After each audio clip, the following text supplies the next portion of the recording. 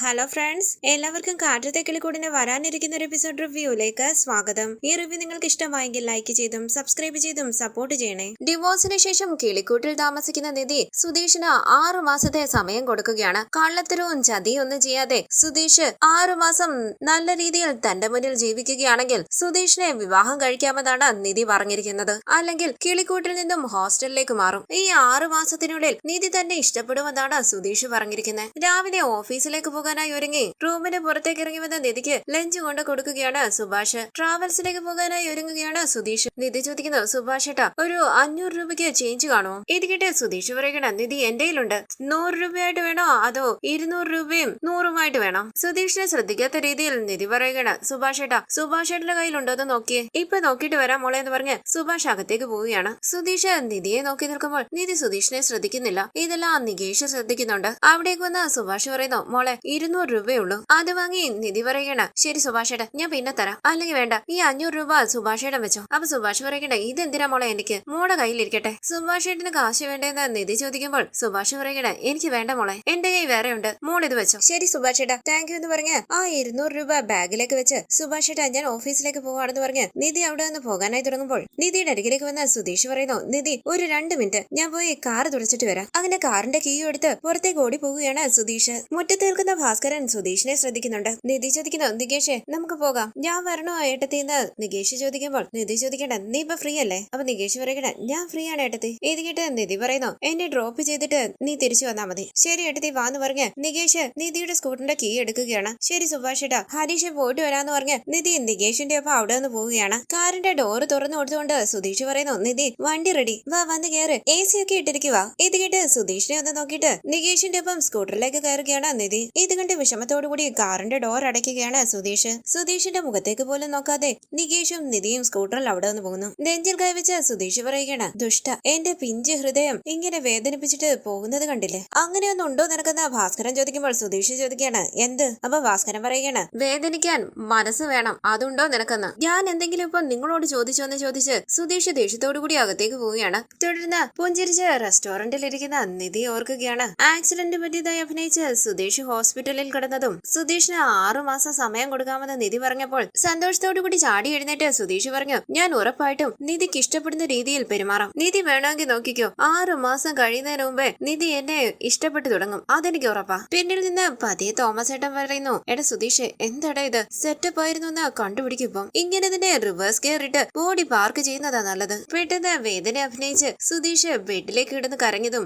നിധി ഓർക്കുകയാണ്. തുടർന്ന് നിധി ചിരിച്ചുകൊണ്ട് ആലോചിച്ചിരിക്കുമ്പോൾ ജ്യൂസുമായി അരികിലേക്ക് വന്ന ദിവ്യ ചോദിക്കുന്നു, എന്താടി ഇങ്ങനെ തനിച്ചിരുന്ന് ചിരിക്കുന്നത്? അപ്പൊ നിധി പറയുകയാണ്, ദിവ്യ, സുധീഷ് എങ്ങനെയുള്ള ക്യാരക്ടറാണെന്ന് എനിക്ക് ഇതുവരെ മനസ്സിലാക്കാൻ പറ്റിയിട്ടില്ല ദിവ്യ. നീ വന്ന് എന്റെ കൂടെ ഹോസ്പിറ്റലിൽ ഉണ്ടായിരുന്നല്ലോ. അപ്പൊ ദിവ്യ പറയുകയാണ്, അതൊരു ഹോസ്പിറ്റലേ അല്ലായിരുന്നു. അപ്പൊ നിധി പറയുകയാണ്, അത് ശരിയാ, എങ്ങനെയാ നമ്മളെ വിശ്വസിപ്പിച്ചെന്ന് കണ്ടില്ലേ? ദിവ്യ പറയുകയാണ്, അതെ അതെ, ആദ്യ കുറച്ചു സമയം അതൊരു ഷൂട്ടിംഗ് ഹോസ്പിറ്റലാണെന്ന് എനിക്ക് മനസ്സിലായതേ ഇല്ല. അപ്പൊ നിധി പറയുകയാണ്, എനിക്കും അങ്ങനെ തന്നെയാ. സുധീഷിന് ആക്സിഡന്റ് പറ്റാൻ കാരണക്കാരി ഞാനാണെന്നുള്ള വിഷമത്തിലായിരുന്നു ഞാൻ, അതല്ലാതെ മറ്റൊന്നും ഞാൻ അപ്പൊ ചിന്തിച്ചില്ല. പിന്നീട് സുധീഷിന്റെ അച്ഛൻ വന്ന് പറഞ്ഞപ്പോഴാണ് എല്ലാം സെറ്റപ്പ് ആയിരുന്നു എന്ന് മനസ്സിലായത്. സുധീഷ് ഇങ്ങനെയാണ് ദിവ്യ, എന്നെ അവൻ കല്യാണം കഴിച്ചതേ നാടകം കളിച്ചല്ലേ. ഇത് കേട്ട് ദിവ്യ പറയുകയാണ്, നമുക്ക് സുധീഷിനെ അഭിനയിക്കാൻ വിട്ടാലോ? ചിരിച്ചുകൊണ്ട് നിധി പറയുന്നു, അതെ അതെ, അഭിനയം സുധീഷിന് ഈസി ആയിരിക്കും. ഫ്രോഡാണ് അവൻ, ഒരുപാട് കള്ളം പറയാറുണ്ട്, പക്ഷേ അതെല്ലാം മാറ്റി നിർത്തി നോക്കിയാൽ നല്ലവനാ. എനിക്ക് ഒരുപാട് സഹായങ്ങൾ ചെയ്തു തന്നിട്ടുണ്ട്. അവൻ ചെയ്യുന്ന ഈ ചെറിയ ചെറിയ തെറ്റുകൾ കാരണം എനിക്ക് അവനോട് ഒന്നുമില്ലെന്ന് മനസ്സിൽ തൊട്ട് പറയാൻ പറ്റില്ല. പക്ഷെ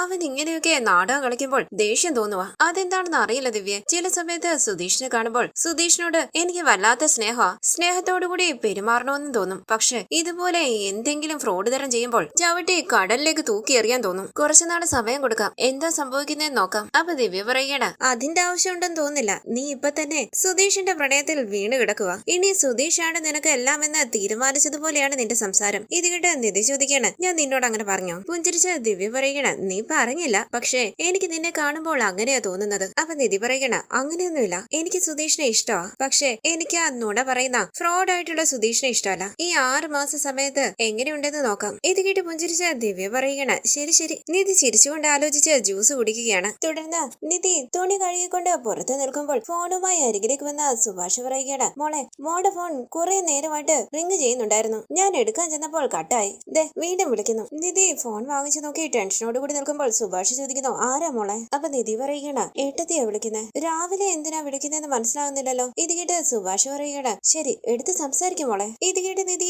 ഫോൺ അറ്റൻഡ് ചെയ്യുമ്പോൾ സാന്ദ്ര ചോദിക്കുന്നു നിധി സുഖമാണോ? അപ്പൊ നിധി പറയുകയാണ് ഞാൻ സുഖമായിട്ടിരിക്കുന്നു ഏട്ടത്തി. ഏട്ടത്തിക്ക് സുഖമാണോ? അപ്പൊ സാന്ദ്ര പറയുകയാണ് ഞാൻ സുഖമായിട്ടിരിക്കുന്നു നിധി. നിധി ചോദിക്കുന്നു അരുണേട്ടനും മോളും ഒക്കെ സുഖമായിട്ടിരിക്കുന്നു? പുഞ്ചിരിച്ച സാന്ദ്ര പറയുന്നു എല്ലാവരും സുഖമായിട്ടിരിക്കുന്നു. സംശയത്തോടു കൂടി നിധി ചോദിക്കുന്നു ഏട്ടത്തി എല്ലാം ഓക്കെ അല്ലേ? പ്രശ്നമൊന്നുമില്ലല്ലോ? അപ്പൊ സാന്ദ്ര പറയുകയാണ് എന്ത് പ്രശ്നം? ഒരു പ്രശ്നവും ഇല്ല. അപ്പൊ നിധി പറയുകയാണ് രാവിലെ തന്നെ ഫോൺ വിളിച്ചിരിക്കുന്നു അതുകൊണ്ടാ ചോദിച്ചേ. സുഭാഷ് ചോദിക്കുന്നു മോളെ നിധി എല്ലാവർക്കും സുഖമല്ലേ? പ്രശ്നമൊന്നുമില്ലല്ലോ? അപ്പൊ നിധി പറയുകയാണ് എല്ലാവരും സുഖമായിട്ടിരിക്കുന്നു സുഭാഷിട്ട, പ്രശ്നമൊന്നുമില്ല. സാന്ദ്ര ചോദിക്കുന്നു ഹലോ നിധി നീ ആരോട് സംസാരിക്കുന്നത്? അപ്പൊ നിധി പറയുകയാണ് ഏട്ടത്തി രാവിലെ ഫോൺ വന്നപ്പോൾ ഞാനൊന്ന് ടെൻഷനായി. സുഭാഷ് ഏട്ടൻ എന്റെ അടുത്ത് തന്നെ ഉണ്ട്. ശരി മോളെ നിങ്ങൾ സംസാരിക്കുന്നു പറഞ്ഞ് സുഭാഷ് അകത്തേക്ക് പോവുകയാണ്. നിധി പറയുന്നു ഏട്ടത്തി ഫോൺ വിളിച്ചിട്ട് ഒരുപാട് നാളായല്ലോ, പെട്ടെന്ന് എന്താ രാവിലെയൊക്കെ വിളിച്ചിരിക്കുന്നത്? ഇത് കേട്ട് സാന്ദ്ര പറയുകയാണ് ഞാൻ നിന്നെ വിളിക്കുകയെങ്കിലും ചെയ്യുന്നുണ്ട്, പക്ഷെ നീ അതുപോലും ചെയ്യുന്നില്ല. ഞങ്ങളെല്ലാവരെയും മറന്നോ നീ? അങ്ങനെയൊന്നും ഇല്ല ഏട്ടത്തിന്ന് നിധി പറയുമ്പോൾ സാന്ദ്ര പറയുകയാണ് നിഹാരികയോട് സംസാരിക്കാൻ പോലും നീ ഫോൺ ചെയ്യുന്നില്ല. ഇത് കേട്ട് നിധി പറയുകയാണ് ഞാൻ വിളിക്കണമെന്നൊക്കെ വിചാരിക്കും, നിങ്ങളെ എല്ലാവരെയും എനിക്ക് ഒരുപാട് മിസ് ചെയ്യുന്നുണ്ട്, പക്ഷെ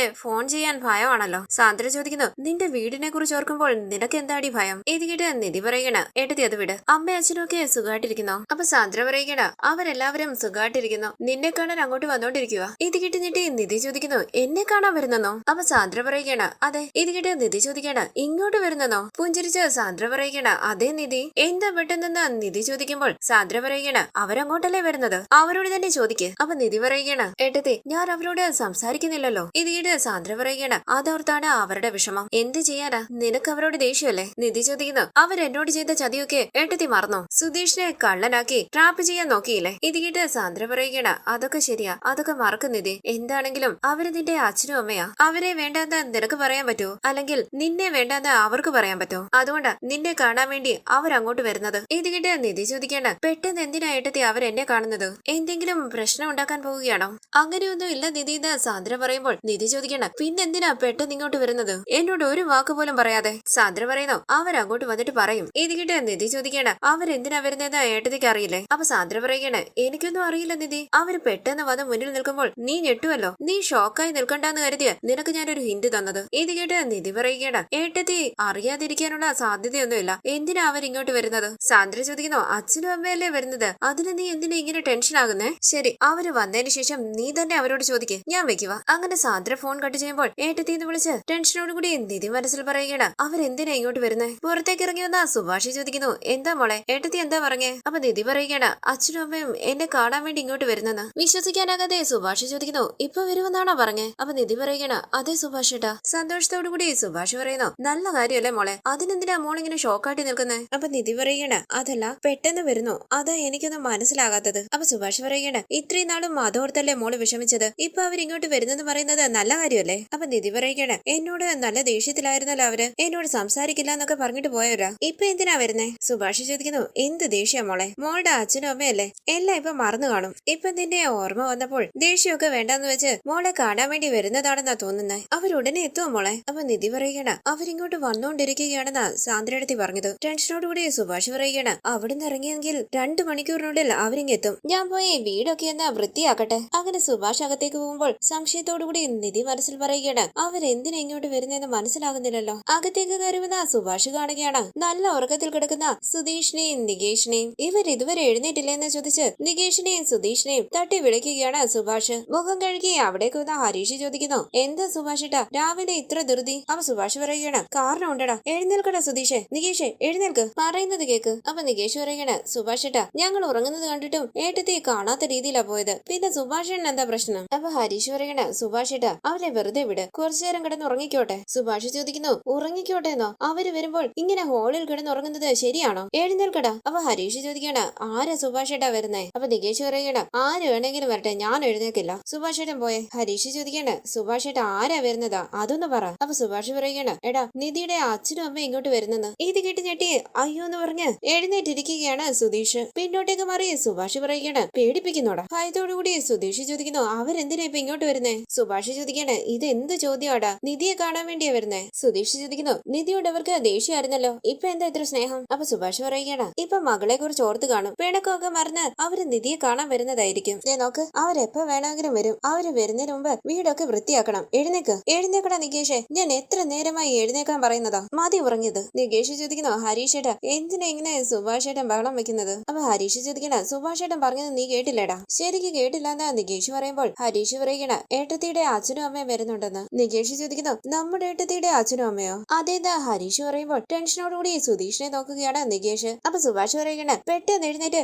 ഇവിടെയൊക്കെ വൃത്തിയാക്കാൻ നോക്ക്. അങ്ങനെ സുഭാഷ് അകത്തേക്ക് പോകുമ്പോൾ ടെൻഷനോടുകൂടി ആലോചിച്ചിരിക്കുകയാണ് സുധീഷും ഹരീഷും നികേഷും. ചൂരുമായി അവിടേക്ക് വന്ന സുഭാഷ് ചോദിക്കുന്നു, ഇതുവരെ എഴുന്നേറ്റില്ലേ നിങ്ങളൊന്നും? എഴുന്നേക്കടാ, ഇപ്പൊ എഴുന്നേക്കാന്ന് പറഞ്ഞ് നികേഷ് സുധീഷിനെയും കൂട്ടി അവിടെ നിന്ന് എഴുന്നേറ്റ് പോവുകയാണ്. തുടർന്ന് ഹാളിലേക്ക് വന്ന നിധി ടെൻഷനോടുകൂടി സുധീഷിനെ നോക്കുമ്പോൾ സുധീഷും ടെൻഷനോടുകൂടി നിധിയെ നോക്കുന്നുണ്ട്. ഹരീഷ് അവിടെയെല്ലാം അടിച്ചു വാരി വൃത്തിയാക്കുമ്പോൾ ചായയുമായി അവിടേക്ക് വരികയാണ് സുഭാഷ്. ചായ എടുത്ത്, സുഭാഷിട്ടാ ഞാൻ റൂമിലേക്ക് പോവാണെന്ന് പറഞ്ഞ് നിധി റൂമിലേക്ക് പോവുകയാണ്. സുധീഷും നികേഷും ഹരീഷും ചായ കുടിച്ച് ആലോചിച്ചിരിക്കുന്നു. മോപ്പുമായി അവിടേക്ക് വന്ന സുഭാഷ് ചോദിക്കുകയാണ്, നിങ്ങൾ ഇപ്പോഴും ചായ കുടിച്ചോണ്ടിരിക്കുകയാണോ? നികേഷ്, നീ ടേബിളിന്റെയും ടിവിയുടെയും മുകളിലുള്ള പൊടിയെല്ലാം തട്ടിക്കള. ദാ ഹരീഷ്, നീ ഇവിടെയൊക്കെ തുടയ്ക്ക്. സുധീഷ്, നീ ഫ്രണ്ടിലത്തെ വലയടിച്ച് വൃത്തിയാക്കണം. അപ്പൊ സുധീഷ് പറയണ, സുഭാഷേട്ടാ അവളുടെ അച്ഛൻ നേരത്തെ വന്നപ്പോൾ നല്ലവനായിട്ട് അഭിനയിച്ച് ഞങ്ങളെ കൂട്ടിക്കൊണ്ടുപോയി എന്നെ കള്ളനാക്കാൻ ശ്രമിച്ച് തട്ടിക്കൊണ്ടുപോയി കെട്ടിയിട്ടതൊക്കെ ഓർക്കുന്നില്ലേ സുഭാഷേട്ടൻ? ഓർമ്മയുണ്ടോന്ന് സുഭാഷ് പറയുമ്പോൾ സുധീഷ് ചോദിക്കണ, ഓർമ്മയുണ്ടല്ലോ, പിന്നെന്തിനാ അവര് വീണ്ടും ഇങ്ങോട്ടേക്ക് വരുന്നത്? അപ്പൊ സുഭാഷ് പറയണ, അത്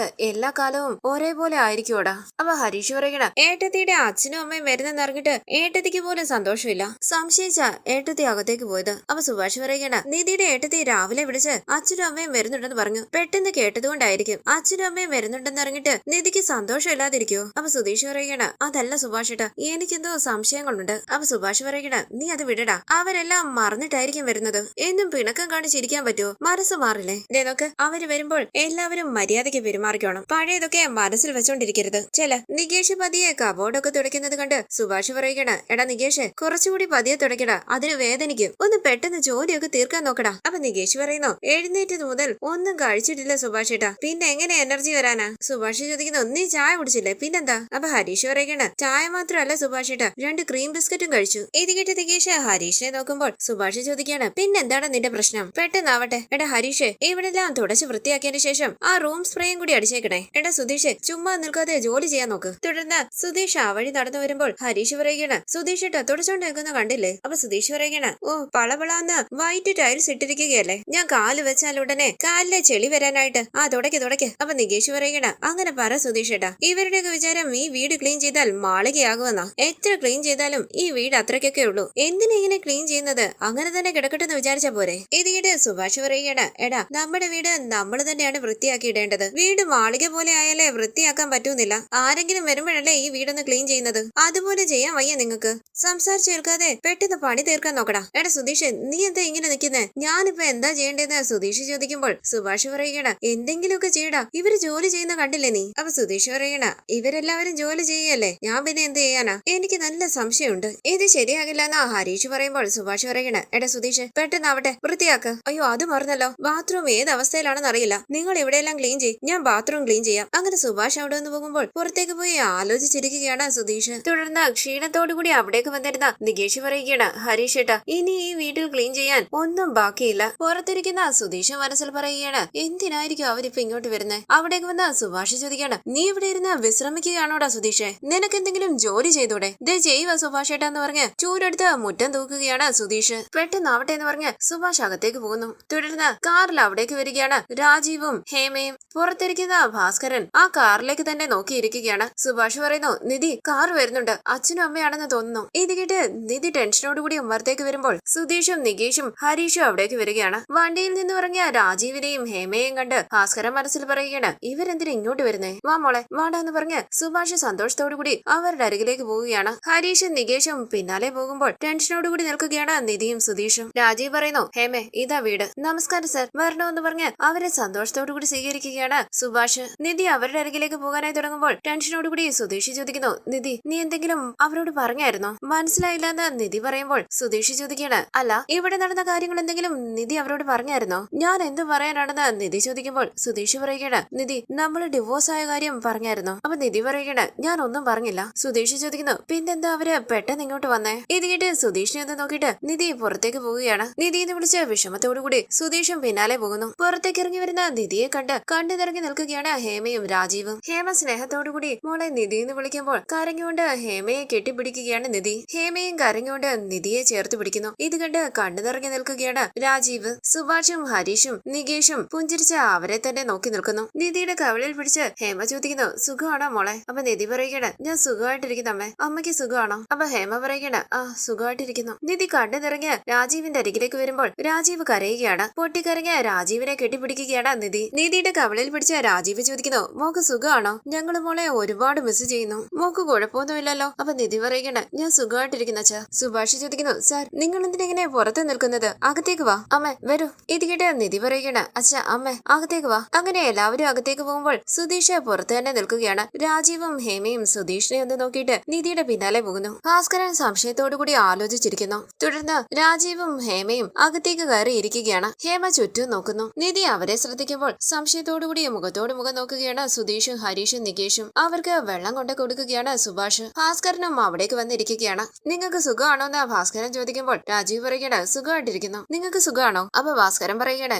എനിക്ക് എന്തിന്റെ കുറവാ? ഞാൻ സുഖമായിട്ടിരിക്കുന്നു. ഇതാണോ മോളുടെ അമ്മ? അപ്പൊ നിധി പറയുകയാണ്, അതെ അച്ഛാ ഇതാ എന്റെ അമ്മ. ഭാസ്കരൻ ചോദിക്കുന്നു, എന്താ പെട്ടെന്ന് മകളെ കാണാനായി വന്നത്? അപ്പൊ ഹേമ ചോദിക്കുന്നു, ഞങ്ങളുടെ മകളെ കാണാൻ ഞങ്ങൾ വരാൻ പാടില്ലേ? ഇത് കേട്ട് സുധീഷും നിധിയും ഹേമയെ ശ്രദ്ധിക്കുമ്പോൾ ചിരിച്ചുകൊണ്ട് ഭാസ്കരൻ പറയുകയാണ്, അതുകൊണ്ട് പറഞ്ഞതല്ല, കുറച്ച് നാളായിട്ട് ആരെയും ഇങ്ങോട്ട് കാണുന്നില്ലായിരുന്നു, അതുകൊണ്ട് ചോദിച്ചതാ. സുഭാഷ് പറയുന്നു, അച്ഛാ ഒന്നും മിണ്ടാതിരിക്കുക. സർ നിങ്ങൾക്ക് കുടിക്കാൻ ചായയാണോ കാപ്പിയാണോ? അപ്പൊ രാജീവ് പറയണ, അതൊന്നും വേണ്ട സുഭാഷേ, വരുന്ന വഴിയില് ഞങ്ങൾ കുടിച്ചിട്ടാ വന്നത്. അതുമാത്രമല്ല ഞങ്ങൾ അധികം ചായയും കാപ്പിയും ഒന്നും കുടിക്കാറില്ല. പുഞ്ചിരിച്ച് സുഭാഷ് പറയുന്നു, ശരി. അപ്പൊ ഹേമ ചോദിക്കണ, ബാത്റൂം യൂസ് ചെയ്യാമോ? ഇത് കേട്ട് സുഭാഷ് പറയണ, അതിനെന്താമേ, വാ അവിടെ ബാത്റൂം. ചുറ്റും നോക്കി ബാത്റൂമിന്റെ വാതിൽ തുറക്കുന്ന ഹേമ അകത്തേക്ക് കയറാനാകാതെ മൂക്ക് പൊത്തി നിൽക്കുകയാണ്. ഇത് കണ്ട് സുഭാഷ് പറയുന്നു, അയ്യോ അമ്മേ അതല്ല, നിധിക്ക് വേണ്ടി ഞങ്ങൾ പുറത്തൊരു ബാത്റൂം പണിതിട്ടുണ്ട്. മോളെ നിധി. അരികിലേക്ക് ഓടി വന്ന നിധി പറയുന്നു, അമ്മേ ഇതെന്റെ ബാത്റൂം അല്ല, എന്റെ ബാത്റൂം പുറത്താ. അപ്പൊ സുഭാഷ് പറയണ, കൂട്ടിക്കൊണ്ടുപോയി കാണിക്കും മോളെ. അങ്ങനെ സുഭാഷ് രാജീവിന്റെ അരികിലേക്ക് വന്നിട്ട് ചോദിക്കുന്നു, സർ എന്തെങ്കിലും കഴിക്കാൻ എടുക്കട്ടെ? അപ്പൊ രാജീവ് പറയണ,